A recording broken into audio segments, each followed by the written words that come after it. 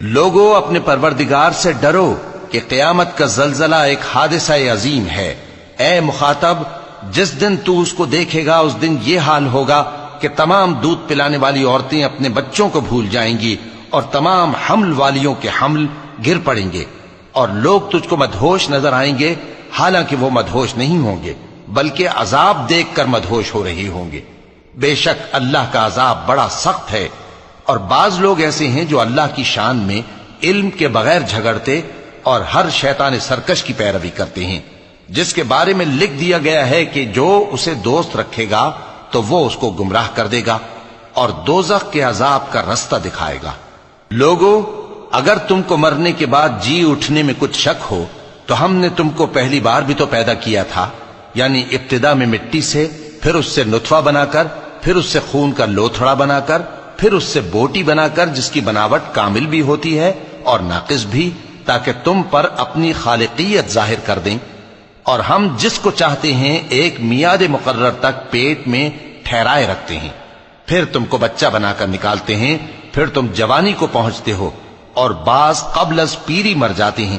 اور بعض بڑھاپے کی نہایت خراب عمر کی طرف لوٹائے جاتے ہیں کہ بہت کچھ جاننے کے بعد بالکل بے علم ہو جاتے ہیں۔ اور اے دیکھنے والے، تو دیکھتا ہے کہ ایک وقت میں زمین خشک پڑی ہوتی ہے، پھر جب ہم اس پر مے برساتے ہیں تو وہ شاداب ہو جاتی اور ابھرنے لگتی ہے اور طرح طرح کی بارونق چیزیں اگاتی ہے۔ ان قدرتوں سے ظاہر ہے کہ اللہ ہی قادر مطلق ہے جو برحق ہے، اور یہ کہ وہ مردوں کو زندہ کر دیتا ہے، اور یہ کہ وہ ہر چیز پر قدرت رکھتا ہے، اور یہ کہ قیامت آنے والی ہے اس میں کچھ شک نہیں، اور یہ کہ اللہ سب لوگوں کو جو قبروں میں ہیں جلا اٹھائے گا، اور لوگوں میں کوئی ایسا بھی ہے جو اللہ کی شان میں بغیر علم کے اور بغیر ہدایت کے اور بغیر کتاب روشن کے جھگڑتا ہے اور تکبر سے گردن موڑ لیتا ہے تاکہ لوگوں کو اللہ کے رستے سے گمراہ کر دے۔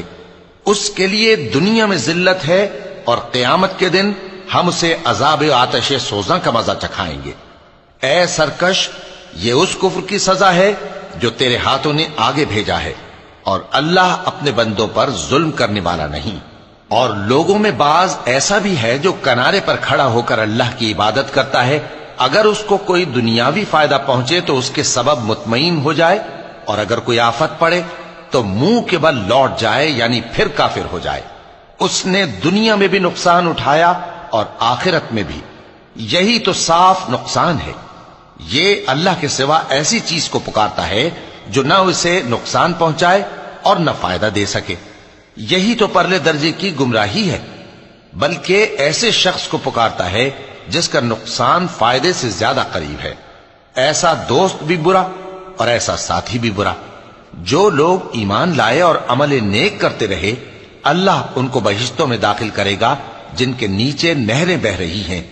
کچھ شک نہیں کہ اللہ جو چاہتا ہے کرتا ہے۔ جو شخص یہ گمان کرتا ہو کہ اللہ اس کو دنیا اور آخرت میں مدد نہیں دے گا، تو اس کو چاہیے کہ اوپر کی طرف یعنی اپنے گھر کی چھت میں ایک رسی باندھے، پھر اس سے اپنا گلا گھونٹ لے، پھر دیکھے کہ آیا یہ تدبیر اس کے غصے کو دور کر دیتی ہے۔ اور اسی طرح ہم نے اس قرآن کو اتارا جس کی تمام باتیں کھلی ہوئی ہیں، اور یہ یاد رکھو کہ اللہ جس کو چاہتا ہے ہدایت دیتا ہے۔ جو لوگ مومن یعنی مسلمان ہیں اور جو یہودی ہیں اور ستارہ پرست اور عیسائی اور مجوسی اور مشرک، اللہ ان سب میں قیامت کے دن فیصلہ کر دے گا۔ بے شک اللہ ہر چیز سے باخبر ہے۔ کیا تم نے نہیں دیکھا کہ جو مخلوق آسمانوں میں ہے اور جو زمین میں ہے، اور سورج اور چاند اور ستارے اور پہاڑ اور درخت اور چوپائے اور بہت سے انسان